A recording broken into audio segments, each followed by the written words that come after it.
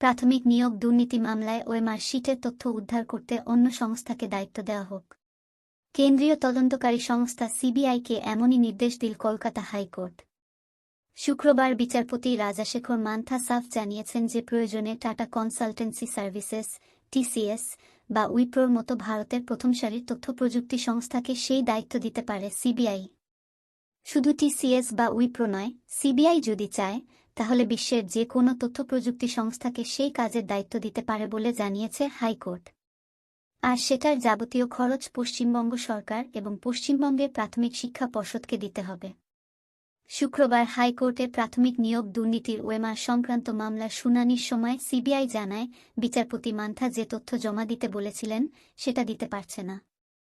আসলে গত মঙ্গলবার বিচারপতি মান্থা নির্দেশ দিয়েছিলেন যে কোনো হার্ড ডিস্কে বা কোনো অরিজিনাল সার্ভারে ওএমআর শিটের ডিজিটাল কপি রাখা হয়েছিল সেটা জানাতে হবে সিবিআইকে।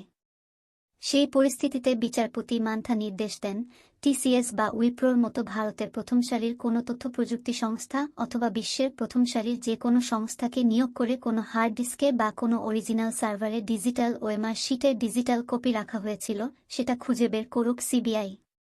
কারণ প্রাথমিক নিয়োগ দুর্নীতি নিয়ে যে মামলা চলছে তাতে ওএমআর শিটের তথ্য অত্যন্ত গুরুত্বপূর্ণ।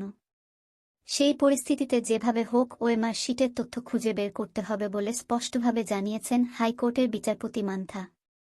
হাইকোর্টে প্রাথমিক শিক্ষা পর্ষদের তরফে জানানো হয়েছিল যে 2014 সালের নিয়োগ পরীক্ষার ওএমআর শিট নষ্ট করে দেওয়া হয়েছে, তবে স্ক্যান করে ওএমআর শিটের ডিজিটাল ভার্সন সংরক্ষণ করা আছে বলে পর্ষদের তরফে জানানো হয়েছিল।